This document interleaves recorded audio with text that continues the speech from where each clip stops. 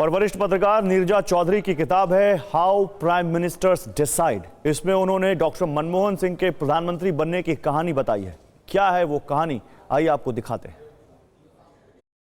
एक suspense thriller जैसा था साल 2004 का लोकसभा चुनाव। अटल बिहारी वाजपेयी की सरकार अपनी लोकप्रियता के शिखर पर थी।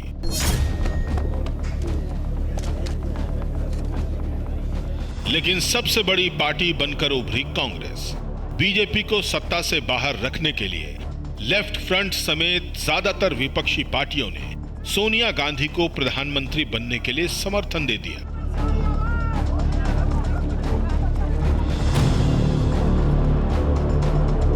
लेकिन जो ताज सोनिया गांधी के सिर पर सजाया जाने वाला था, वो ऐन मौके पर डॉक्टर मनमोहन सिंह के सिर पर खुद सोनिया गांधी ने रख दिया।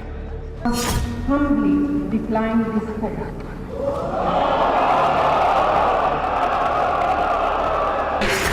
I, Manmohan Singh, do swear in the name of God. ये कहानी सबको पता है क्योंकि इसी के बाद सोनिया गांधी को कांग्रेस ने त्याग की देवी बताना शुरू किया। हालांकि इस त्याग की इनसाइड स्टोरी कुछ और ही थी। नीरजा चौधरी ने अपनी किताब हाउ प्राइम मिनिस्टर्स डिसाइड में गांधी नेहरू परिवार के करीबी और पूर्व विदेश मंत्री नटवर सिंह के हवाले से लिखा है। 17 मई 2004 की दोपहर का वक्त था। 10 जनपद के कमरे में मीटिंग चल रही थी। प्रियंका गांधी और मनमोहन सिंह कमरे में थे। एक सोफे पर सोनिया गांधी बैठी थी। मैं जब वहां पहुंचा तो सोनिया गांधी बहुत व्याकुल थी।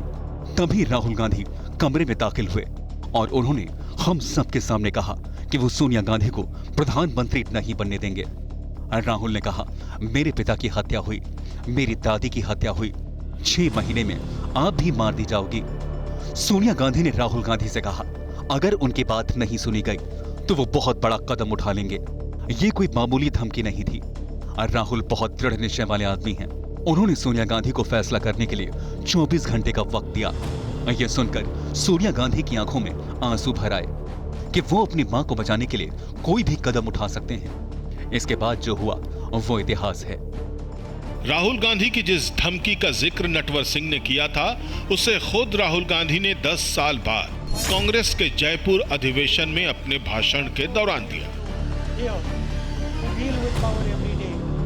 राहुल को उसी अधिवेशन में कांग्रेस का उपाध्यक्ष बनाया गया था। कांग्रेस अध्यक्ष सोनिया गांधी का उत्तराधिकारी बनने का मतलब था बैकडोर से सत्ता का कंट्रोल, और राहुल गांधी समझा रहे थे कि सत्ता उनकी नजर में जहर के समान है।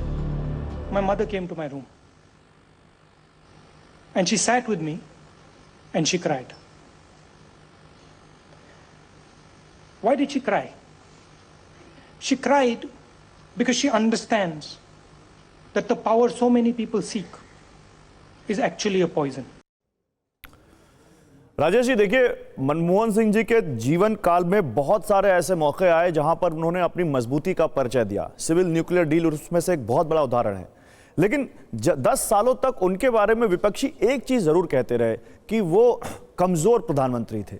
हालांकि उन्होंने एक बार कहा भी कि मैं कमजोर प्रधानमंत्री नहीं हूं। आप इसको कैसे देखते हैं? देखिए, किसी भी जनतंत्र में ये विपक्षी पार्टियों की भूमिका होती है कि जो सत्ता में काबिज है या सत्ता में है उसकी आलोचना करना और हर तरह से आलोचना करना। और यही अगर जहां ऐसा नहीं हो रहा है तो इसका मतलब जनतंत्र खतरे में है। इंदिरा गांधी जब प्रधानमंत्री बनी थी तो उनको तमाम विपक्ष के लोग गूंगी गुड़िया कहते थे क्योंकि वो बोल नहीं पाती थी, उनको अनुभव नहीं था।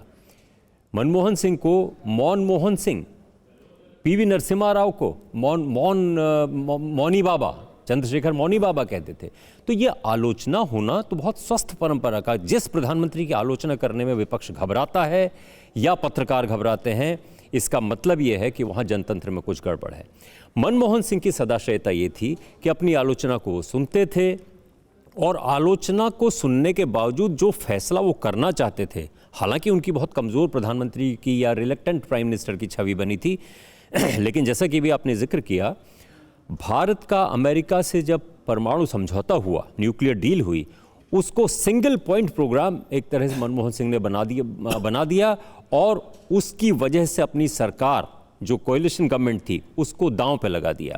टेलीग्राफ मैगजीन को, न्यूज़पेपर को उन्होंने इंटरव्यू दिया कि अगर वामपंथी पार्टियां संबंध विच्छेद करना चाहती हैं, सपोर्ट वापस लेना चाहती हैं कोalition गवर्नमेंट से, तो ले लें, सो बी इट, ये उन्होंने कहा था। और उसके बाद 2008 में वामपंथियों ने, कम्युनिस्ट पार्टीज ने अपना समर्थन वापस भी ले लिया। सरकार सर्वाइव की। आरोप लगे मनमोहन सिंह पे कि उन्होंने सांसद खरीद लिए हैं, लेकिन फैसला उन्होंने बदला नहीं। बिल्कुल। और मनमोहन सिंह पर विपक्ष ये आरोप लगाता था कि वो एक कमजोर प्रधानमंत्री हैं, जैसा कि मैंने जिक्र किया। आइए आपको सुनाते हैं कि इस आरोप का जवाब मनमोहन सिंह जी ने किस अंदाज में दिया था। I honestly believe that history will be kinder to me than the contemporary media or for that matter the opposition parties in parliament.